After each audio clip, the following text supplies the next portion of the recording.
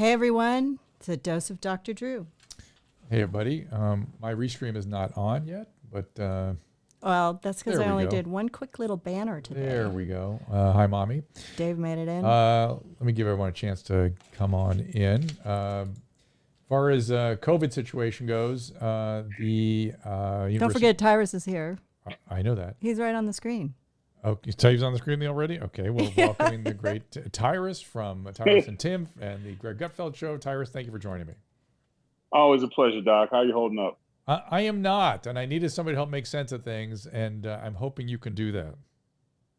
Wow, that's a tall order. I will Yeah. give it a college effort. All right, where are you? Are you in New Orleans still, or? I'm Mandeville, Louisiana. I'm about 9 miles from New Orleans. Got it. I'm guys on the restream. Are they complaining about the sound? No, everyone looks. Everyone says hi. It's a miracle. And let me just give a little COVID update. That's something we seem to have forgotten about. Interestingly, the same people that were completely exercised about mass and social distancing, some suddenly stopped talking about it. But the University of Washington put out some data on, I believe it was Friday, and it shows we're doing pretty good in the United States, although California has stayed stubbornly plateaued and isn't turning down quite the way I would like to see it. And I think we even had a little uptick yesterday of positive tests. Yeah, I saw that. Yeah, and so with the behavior in the streets and nobody, social distancing and the possibility of exposure, I feel like I'm not sure if anywhere else is going to get into trouble, but I feel like California may have a bit of an uptick here. So we need to be careful about contact and masks and all that good stuff. Mm-hmm. It could be a problem. I actually think we shut down too early in California. I thought it was an overreach when he did it, but I cooperated with it.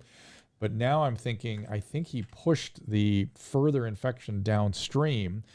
So that's why it's plateaued. And now with the demonstrations, now people are on top of each other, and that plateau may turn into a little bit of a positive slope. We're going to have a bunch of asymptomatic carriers everywhere. That would be the worst possible outcome, because then we will get even a bigger outbreak. So we will see. Because it's all young people, right? So they won't know they have it. Possibly. But Tyrus, how are you doing?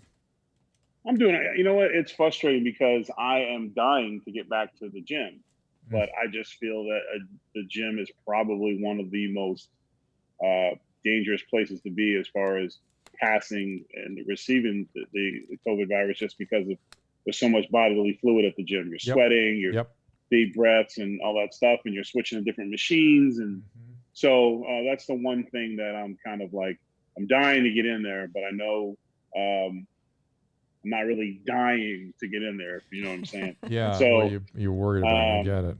Yeah. So we're still, Ingrid and I are still practicing as much social distancing as we can.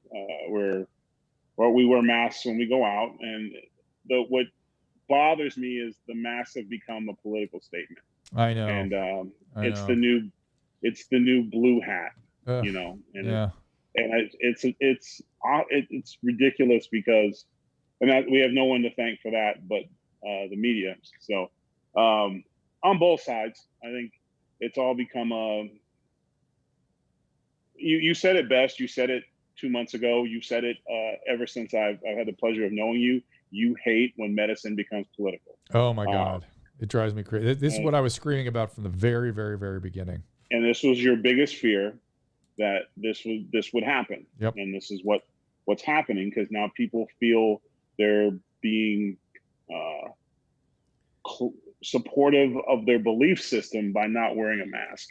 Right. I mean, the same people people who just learned how to pronounce the word hydroxychloroquine on both sides suddenly have massive medical opinions that are more pertinent than somebody like myself who's been using the medication for 25 years, which is bizarre. And unlike you, most people will not ever admit if they're wrong or they've made a mistake. They will double down. They would rather have the fight than the solution.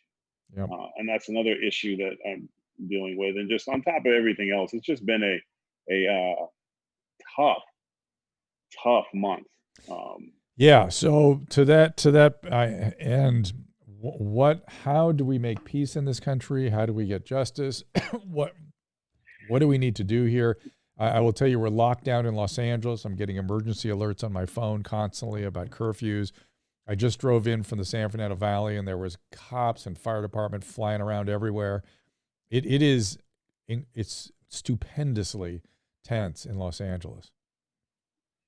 So, and I grew up in LA, and I was there for the Rodney King riots and stuff. And coming from a place of wisdom now, because when I was younger, I was a freshman in college, just out of high school, going to AVC Junior College when this stuff happened, and I remember just the angry, blind outrage. Yeah, I didn't necessarily even have a direction. I knew what happened to Mr. King was horrible, and I had my own experiences with the LAPD and the sheriff's department. So, but my anger was very misguided in terms of didn't really have a message. Now, I wasn't to the point where I would go out and destroy property and stuff, but I do understand the anger. Now, as a father and as a Black man seeing this now, it's more of just disappointment. It's very disappointing that we're still dealing with that. And I tried something different. I tried to keep the word race out of my argument for the fact that I was hoping that way we could have a conversation, because it's to the point now, whenever you bring race into a conversation, even though it's at the core of this, no one listens. Right. Everybody either throws their arms up or they go, well, here we go again. And it's very hard to change people's minds when they are set in the way that they think. So my whole thing was to put it back on the police in terms of, we're always hearing about the bad apple. Yeah. We're always hearing about the good cops. And I know there's good cops. 100%, 90% of the men and women who put that badge on are good people. But the only people that can stop police brutality is policemen, is other policemen. And it's very simple as not being afraid or not being caught up in that code to say, hey, man, calm down. I got this. Step back. You're too into it. You know, if one of those three officers puts his hand on his shoulder and says, step back, man, I got it. You're too close to it. That's all it would have taken, right? That's it. We're not here. Yeah. We're not here. But, you know, that goes to also fixing the relationships in the neighborhood. If I'm standing out there and I'm seeing one policeman losing his stuff out there, and I see another cop shut him down and calm him down and make him go sit in the car and take 5, like you would do in any other profession, I would be like, wow, that cop cares about this community. That cop cares about me. You know, it's sometimes the answers are right in front of us, but we don't talk about the things we need to talk about. We get caught up in trying to solve a riddle that we haven't been able to solve in over 400 years. Yeah. You know, it just, as soon as you and I start talking about how we're going to stop racism, we've lost the conversation, because it's there and it grows. The more that we fill it, the bigger it gets. You know, it's very frustrating to try to talk like adults. I don't think there's anybody who is against what happened in terms of calling it what it was, a murder. I don't think there's... No, everyone's on the right. Everyone's on the same side. Everyone's cool about that. Everyone gets that, really, mostly. I mean, you know, nearly everyone. Yeah, I mean, but the media's not prepared for that.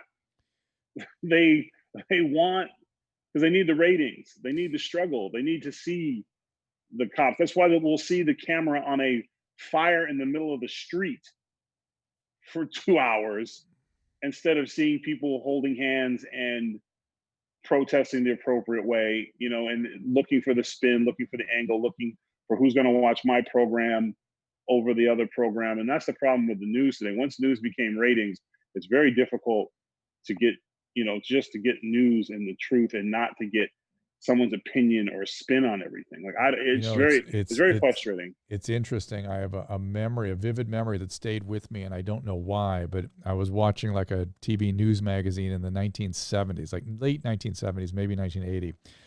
and this sort of CBS News sort of, 60-minute style magazine. And this guy was interviewing Soviet broadcasters, Soviet journalists.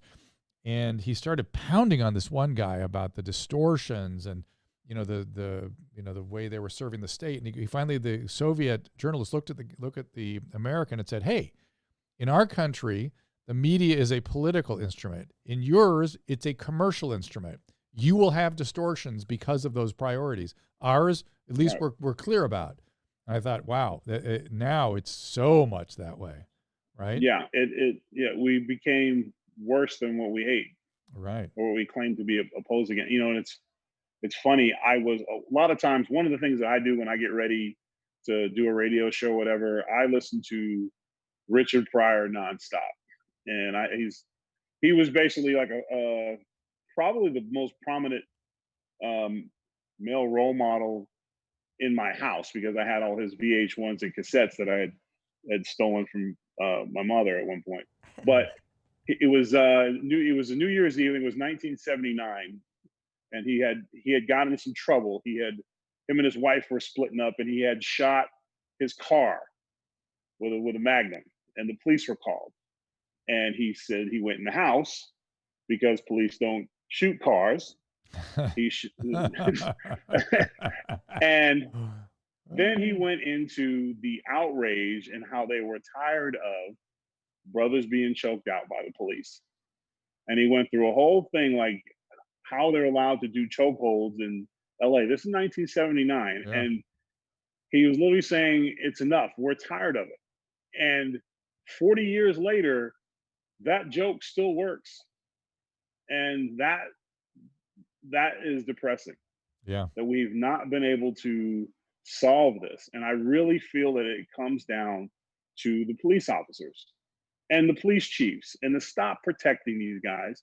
Another thing is the firing. Whenever I hear, he was fired, that is not even close to an answer, because a lot of times, actually 50% of the time, according to statistics, they just go to another precinct and get a job. Yeah. Oftentimes their paperwork doesn't follow with them. So they just go somewhere else. That's true. That's absolutely true. And the last time I was dealing with this was when it was part of the more prominent in the public discourse like it is now. One of the big things I found was that the use of non-lethal force was a very varied in terms of where you were. And you got to remember that every little town in America has to field a police force, every single one. And some of them are funded, some of them are not, some of them have talented people, some of them have good management, some don't. So there's so much diversity in terms of the quality of the policing and the equipment they had. I kept asking, why don't they have non-lethal? Why don't they have rubber bullets? Why don't they have dogs? Can't afford it. That's it, period. Yeah, I mean, that's a great point too, is that, and that's my whole point when I'm not, like I said, I'm not shunning that policemen are bad, or that they're all bad and they're evil. And I'm not playing in political games, but I am saying that they are human beings. And whether we don't know what day in the shift it was. We don't know what hour he was working. You know what I'm saying? We don't know if maybe his wife left him. They're human beings and they have human reactions. We don't know if he had a personal beef with the guy. I try to look at situations in my life where I've gone too far. I bounced clubs and I was a bodyguard. I dealt with situations, people spit in my face, got to throw a drunk guy out of the bar, et cetera, and it gets into physical contact and it gets into arguments, and I've been throw a guy on the ground and I'm holding him until the sheriff gets him, and he's squirming and I'm pissed off because I got his spit hanging off the side of my face. But I was always had a partner or a buddy there to be like, hey, gee, go wash your face off, man. I got it. Yeah. And that's why I can say that from personal experience. If just the police would not be worried about so much protecting and hiding these guys that mess up, and start pushing to support each other. And when someone is out of line, sorry, I'm a police officer 24/7. It's not just when we're just protecting the guys in the locker room. We can't do that. We can't have that. I'm worried about the immunity that we grant to law enforcement and to politicians. They have all kinds of immunity and people keep asking for justice and they don't understand. No. You don't get It's a whole different yardstick for law Yeah. enforcement and for politicians. And that's a problem, I think. Another problem is just when I look at things, I've seen men arrested for far less. And this is where I look at the governor of the mayor of Minnesota and Minneapolis, um, for not having foresight, for not seeing that this was going to be a problem. You can arrest everybody, let them post bond while you investigate. Far less have been far less heinous of things have been, but because it sat and it looked like, oh, here we go again. We need to learn from our mistakes in history, and Yeah. because it's just crazy to me that you wouldn't see what the powder keg that was lighting, and then they're like shocked this is happening. This was probably the most heinous public execution that I've seen in my generation in terms of by law enforcement. This wasn't some poor guy dragged out by citizens. He was murdered by the police department in broad daylight. And that's going to evoke some crazy emotional angry responses. For And sure. for them not to have the foresight to see, hey, we got to do something before this, and look where we are now. Patrick asks, how do doctors handle bad doctors? We come down like there's at least 3 or 4 different systems that come down to them like a ton of bricks. First, there is the hospital where you are privileged. They are all over it. Even if back in the day when doctors yelled and threw things, something like that happens now, you hear from hospital administration, you get sent immediately to something called physician wellness or well-being committee. Secondly, the insurance carriers that you're contracted with will come down to you like a ton of bricks. The state and the state medical society, a ton of bricks. Your professional society, the people think the American Medical Association has some sort of power over doctors. No. It's their professional side. It's American College of Physicians, American College of Cardiologists, American College of Gynecologists, American College of Surgeons. These are highly privileged professional organizations that if you are a fellow or a member of, they monitor you. And they will be all over it. So physicians are handled. That's why you don't hear about that so much anymore, because they are handled. Same thing with pilots. Pilots, same thing. They are handled. Yeah. And that's it. Too much at risk. I think the same thing should happen with politicians and law enforcement. I totally think. I think you're right. Because Ingrid and I were discussing this, and she had brought up a really good point. The stringentness and the vetting that goes into getting your job, your career as a police officer or in law enforcement is extremely tough. But once you're in, they're not doing enough of keep the trainings going, to check guys if they're burnt out, to that's true. Have them go to trainings to see if the guy's okay, or mental health. Because let's not joke around or make it. It's the toughest job in the world. You are dealing with American citizens who are breaking the law, who are being beaten or attacked or murdered. Who have no respect for you, have no respect for anyone else. Right. The police officer's job is nothing less than nonstop stress. So when a guy does snap, even though he's wrong and he shouldn't make those mistakes, we shouldn't do those things, he wouldn't be a human being if the accumulation of stress builds up on him. And that's where you're asking, why are they not continuing to go into training? Why is there not things in place for them? Where a guy could be a 10-year vet and he has to go through another thing to see if he can be a 15-year vet, and they determine at that point that he's seen too much, that he's and he's got to retire early or move on to another profession, because no one wants to talk about that. But you have to look at the stress, where they're working, how they're working. Complaints. Although this particular officer, I believe he was a police officer for 19 years, and I think they said he had 18 complaints. Right. If you look at 19-year career, that's he's averaging less than 1 complaint a year. It's hard to say, oh, they should have known. But then you got to look at what the complaints were. Right. Because you only need 1 complaint of excessive force to the point where somebody's never going to be the same again to realize that this guy shouldn't be there. But that's right. But it just goes back to that, like the mental health aspect for police officers, I don't know if we're doing the best by them that we possibly could.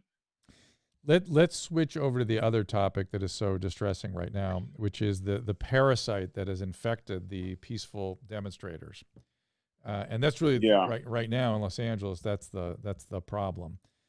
How do we disambiguate these two things? How do we take them apart? We've got this parasite that's literally setting a movement backwards, and we have a movement that's trying to get heard. How do we deal with this?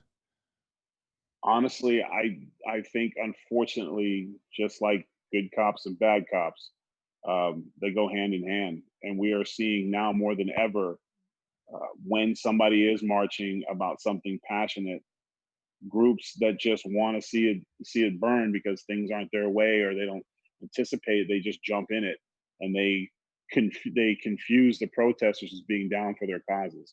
Yeah, I mean, it is, you see in every state, they're all shooting the same fireworks. Yeah. Bricks all of a sudden are everywhere. Right. It's and unfortunately, our young minded adults get caught up in that. They're easy to recruit. They're angry in their own right, but it's a misguided anger.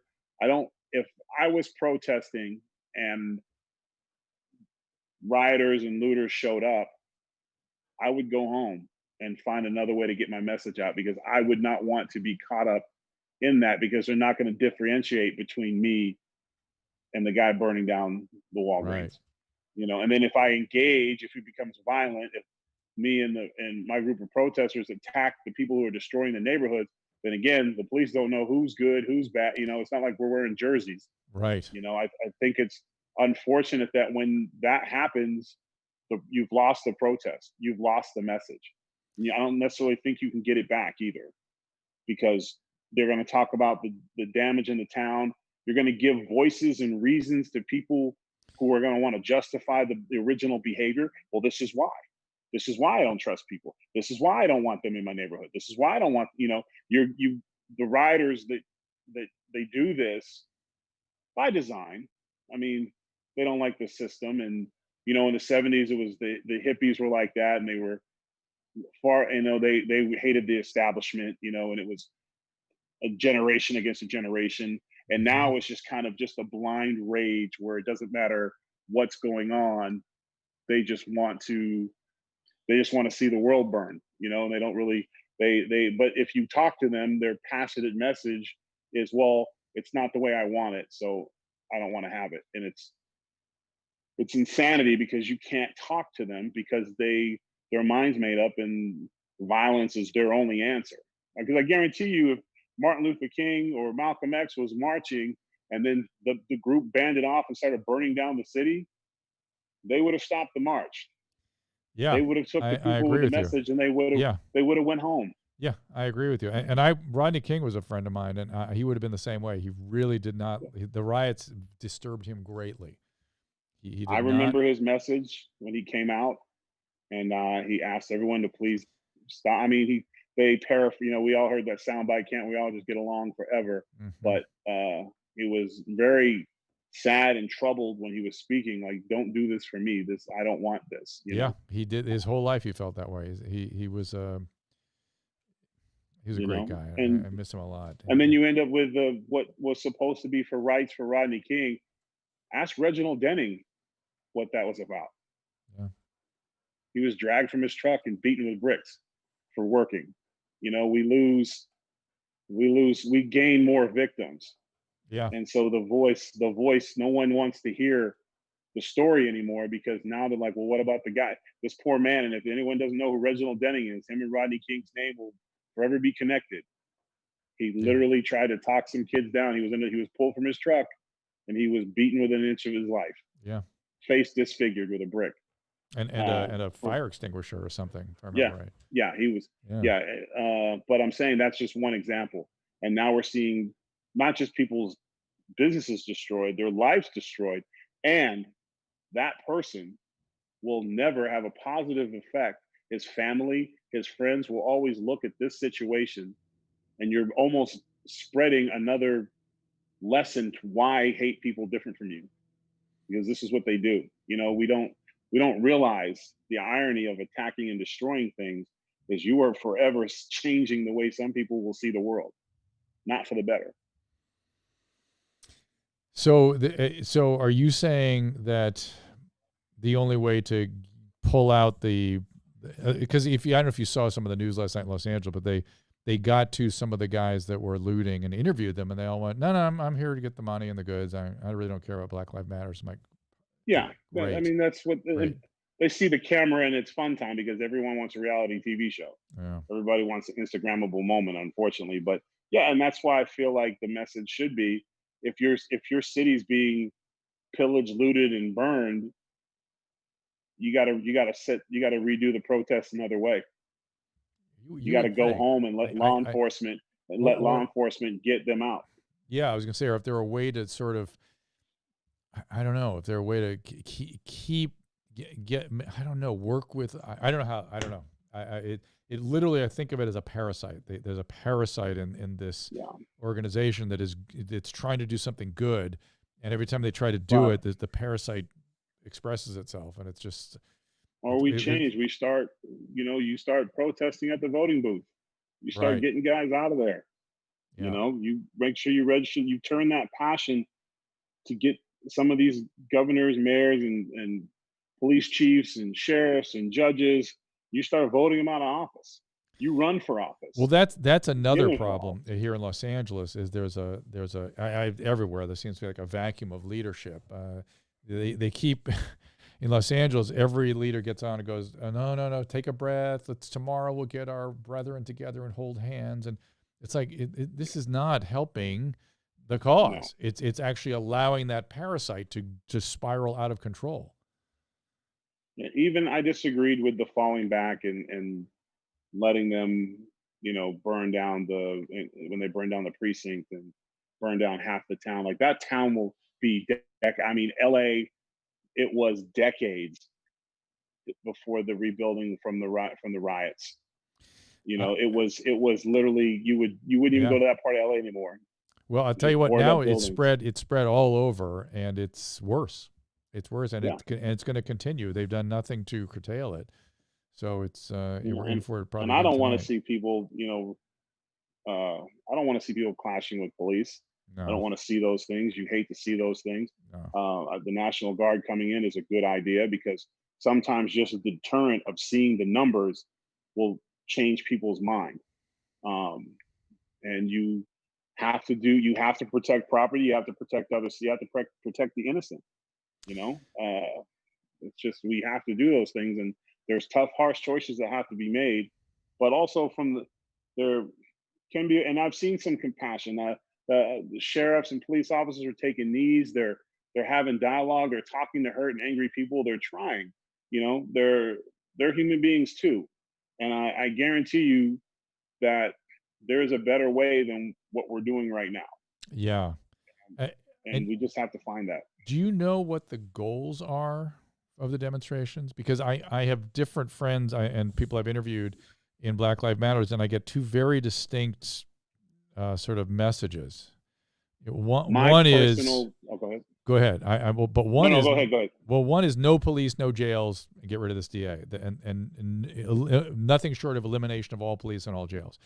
And then I have other friends that say, no, we just need justice taken care of here. We need to not see this anymore. We need to just the stuff you were talking about earlier about in terms of police policing themselves properly. Number one, if we did not have the police force, we would be in the Stone Age in 3 months. We would literally destroy ourselves. Well, that's the LA Black Lives Matter. That's their demand. Defund the police, no police, and no jails. Yeah.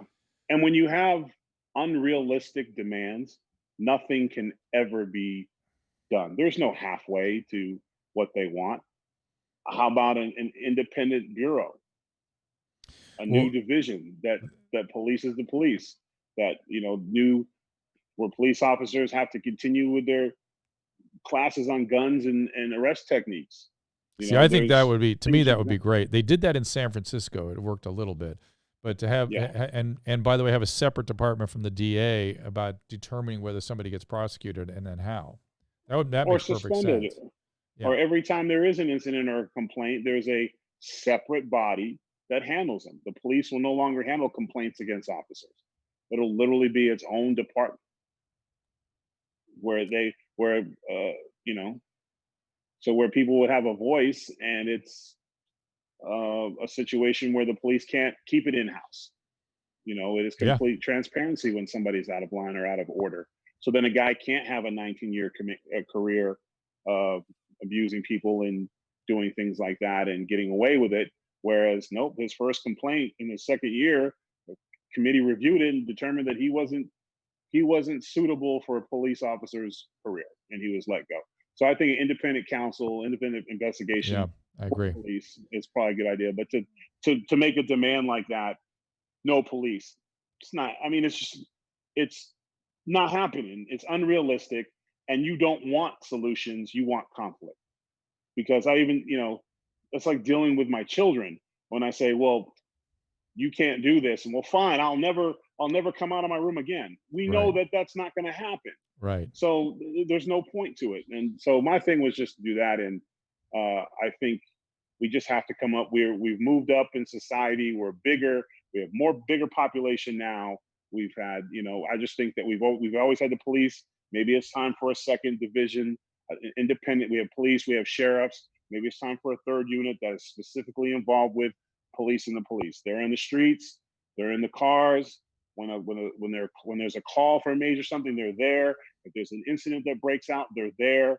They have the jurisdiction to step in and relieve police officers. I mean, we are an intelligent species. We can come up with something. Right. But and that's just me spitballing with you here. Imagine what a group of people could do together with some Black Lives Matters people, with somebody from the police department, sitting down and coming down, like, we're not leaving this room until we come up with something. See, I like that, Tyrus. I wish somebody in a leadership position would call for something like that. Bring it in and go, all right, what do you want us to do? Let's get in here. Let's talk about it. Let's do it. Let's Yeah. get this going. Now, Let's right figure it now, I'm worried about tonight. And as Yeah. we're going into things here, what I saw was flying around Los Angeles, I'm fearful. There are a lot of guns out here. I'm fearful that people, because last night the police didn't do anything. Tonight, my fear is that people are going to take stuff into their own hands. And we saw that starting to happen already. Yeah. The one thing that I have been concerned about was each day it goes on, the police get tougher and the rioters get bolder. Yeah. Because at some point you have to back down and retreat, or you get to the point where we start dealing with people who are going to start taking ridiculous risks and stuff. And I just don't think, at least the gut feeling is, we haven't heard of rioters with guns shooting at people yet in like large scale or any type of. Not a large scale. We're starting to hear about drive-bys, starting to hear about shop owners, starting to hear the beginnings of this stuff. So the longer this goes, the worse it's going to get. Yes, I agree with you. In terms of violence. We might not have the same, because the protesters are eventually going to go home. They're going to realize that their message is getting clouded and ruined, and they're going to have to regroup and find another way. And the rioters won't have them for cover. And that's the only way this thing stops, is when the protesters realize that the negatives outweigh the positives. And I think the world is listening. I think the world is looking at what happened to Mr. George Floyd. I think the world's looking at police brutality. Yep. I think we're looking at it, and hopefully we keep looking at it. And when the news other cycle changes, we're still there. There's a good news too, is because I haven't spoke, well, maybe that one Mississippi mayor or something, but other than that, the guy seemed like a cartoon character to me. But everybody else everyone's on the same side with this, right? Yeah, this is unanimous. Yeah. And I think anybody who's not is just intentionally being ignorant for attention, or they just are so filled with hate. They're blind and they're not part of the process anyways. And they have no leg to stand on in terms of an argument. And my one concern about the conflicting autopsy reports was there's the out. There's the out for somebody. And, we'll check the report. He died of natural causes. are you out of your mind? Right. Like, Right. that's not going to hold up. My only Right. concern would be it only takes one juror with that mindset to take us back. We'll be right back where we started. So you really hope that those type of things, those type of people with that horrible mindset don't get to be a part of this process. Yeah. I mean, ugh. And they got to arrest the other three guys.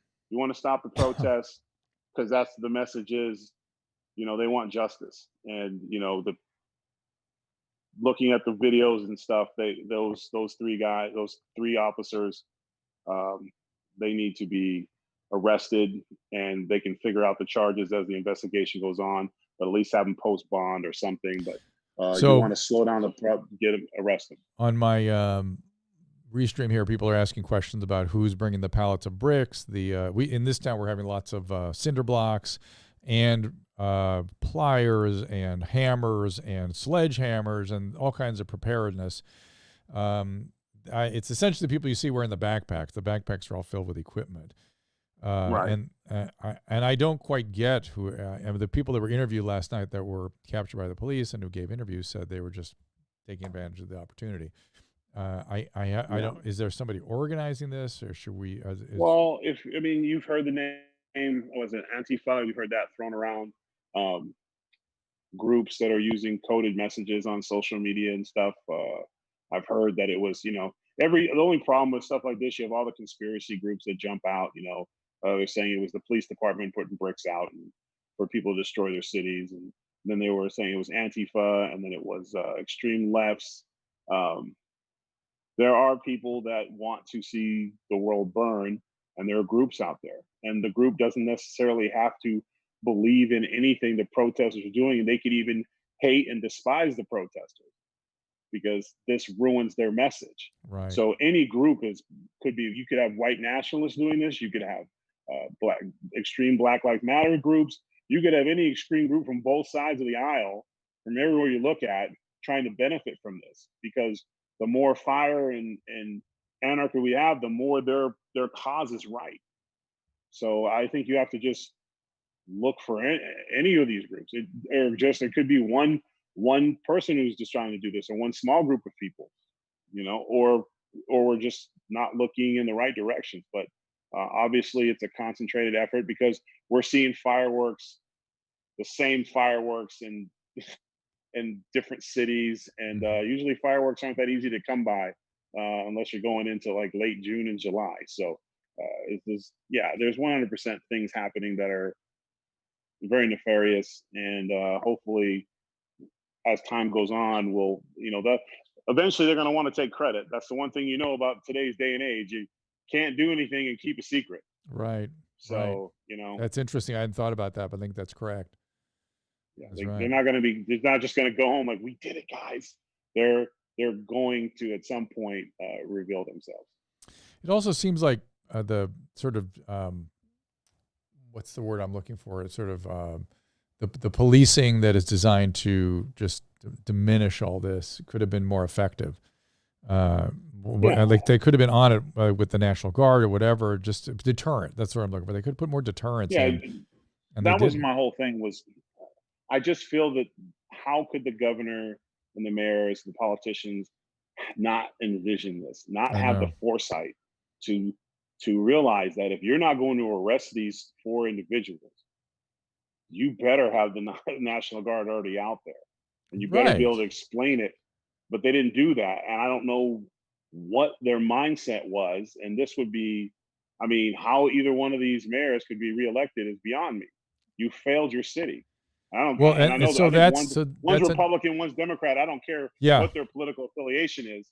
They both failed their city. And let's clarify what you mean by failure. The number one function of government is safety and protection of person and property. Period. Yeah. That's and it. They blatantly failed. And they can't. And that is. And I've been saying this for a long time when I've been talking about the homeless, that the basic functions of government, the basic function of sanitation and safety, none of that's functioning right now. In the name of what? In the name of some abstract, I can't even understand what. It's too much. Yeah, they have failed their job, and the right thing to do, honestly, is to resign, but we know that's not happening. Right, of course. Well, I think there's got to be large scale action to sort of pull these people down, because they aren't leaders. They are not leaders, and they are not serving their basic function, the very most basic function. And I don't understand how you could go to sleep at night knowing that you had allowed the population you're responsible for to be endangered. It's really. And I bet they honestly, Drew, and this is the part where I try to not be so aggressive. I'm sure they slept well because they had plenty of guards in front of their homes. Right. I'm sure they had a battalion in front of their homes. I'm sure that they weren't like people who were literally, is my store going to be there tomorrow? Is my subsidized housing going to be there tomorrow? Am I going to run out of my house because it's burning down? Where is my son at? They didn't go through any of that. The high emotions that are flying around. Let's talk about the relationship between what's happening to us and the COVID thing. So we've been all under these. I'm getting emergency alerts on my phone, just one after the other. That we were all locked in our houses for 3 months. I mean, my God, there's bound to be a reaction to that. There's so much despair. Not just locked in your house. Well, and no job to go back to, and no hope, no future. You don't have a job. Yeah. You got stimulus stuff. You were able to put your rent off for a couple of weeks, but you still got to pay it. So now you got rent on top of rent. You have no job. You might have lost a family member. The country's divided, and then on top of that, something like this happens. And literally just kind of pushes everybody over the edge. I think everyone was on, our country had more, and we're still fighting over whose fault it was and who wasn't watching the door when it got in here instead of focusing on solutions. We're just a very divided, miserable country now in terms of how we treat each other with those who don't agree with us. We all love each other, but as long as we're under the same tribal, teepee, as long as that's going on, we're all good. But as far as treating the guy from across the aisle who has a different belief system or a different theory on things, we're just grossly not doing right by each other, and it's blatantly obvious now. But I'm going to comment on the stream. Look, those of you are saying things about the murderer, the cop murderer, the cop, murderer. No one disagrees with that. Everything you're saying about him is everyone agrees. That's the thing. This is not. It's not something that is debated. Every police chief, every sergeant I know. And then let me quickly say, Jennifer, yes, call one of the, maybe it's HEAL or one of the telemedicine organizations. You don't necessarily have to go to the hospital. You can get seen online by a telemedicine organization. Yeah. Somebody also is quoting Martin Luther King. Riots are self-defeating and socially destructive. Yeah. That's just stating a fact. Yeah. 100%. And if he was protesting and walking, and that's what happened, they would have went home. That's right. They would have went home. But I wonder what my friends in Black Lives Matter are saying about the parasite, whether they're trying to root it out or they're worried about it, or how because they gotta, or are they asking for help? It's even worse. It would be even worse because they're going to be blamed for it. I know they have the most to lose. Black Lives Matter is going to get blamed for everything. Everything that's wrong, they're going to get blamed for. And they didn't kill George Floyd. They didn't cause this. They weren't doing this for 200 years. But they're going to get blamed for all this violence. Yeah, they have the most to lose by far, and the most to gain here too for this moment, and they can't let it get sidetracked by the parasite. And I don't know what else to call it but a parasite, because that's what it feels like to me. It is. They just latch on and they cause damage. Because I think the message from most of the Black Lives leaders, when they have a clear message, I completely get the anger. As a Black man, I get it. I've had friends, homies. I mean, literally, I grew up in LA, and I was talking to one of my good friends who I bodyguarded for. We had a showdown with the riot squad one night in LA. We were a big crew. We were a big crew. We didn't mess around. Our shortest guy, I think, was like 6'6", and it was about 8 of us. And we were doing a high school graduation, a small private school. It was 90% African American kids, all good honored students. one of those goofy dances where we giggled most of the night looking at them because they were like the boys were on one side and the girls Right. were on the other, Right. young, like their first dance and stuff, and just teasing, it was Uh-oh. supposed to go There to you go. 2 a.m., but around 1 o'clock they were calling. I lost you. Are you there? Uh-oh. Did we freeze? Did I lose you completely? Oh, Tyrus, I was just anxious to hear more of your thoughts. Ooh, they just extended my curfew here in Los Angeles. Interesting. Well, we have lost Tyrus. I would love to keep talking to him, but I appreciate him being here.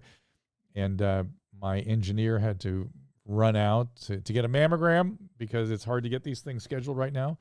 But you guys hear me. And Tyrus, if you hear me, I love you, man. Thank you so much for joining me. And I as always, you talk sense, and I knew you could help me sort of process this. I can only speak to the COVID thing now now that I'm by myself, really. We're going to have interesting people in here tomorrow. I've got fair-minded civil rights attorney Leo Terrell coming in here tomorrow. I have, I think Jimmy Oyang and Fred Stoller are going to stop by. And I'm going to have Laura King in here, who is Rodney King's daughter, to talk about what Rodney would be thinking now. Everyone stay safe tonight. The COVID thing, I can keep addressing. We'll get new data hopefully in about 3 or 4 days. It's looking like it's popping up a little bit, which would not be surprised given the way things are going here. It's mostly popping up in California, though, by my estimation. In other areas, let me, for instance, look in Georgia, which is, again, sort of always been our canary in the coal mine. Here we go. Whoops. Come on now. Back that up. There we go. Yeah, not moving very much. No, so Georgia's staying pretty low. And again, Texas had a lot of action. Let's see if Texas has changed at all. I doubt it. It's a little early. But I'll remind everybody that it takes about 3 to 7 days for about 80% of exposures to turn symptomatic. So we're now 5-6 days into this thing. And again, 3 to 7 days, the vast majority of cases express themselves if they're going to have symptoms, 80% by 7 days.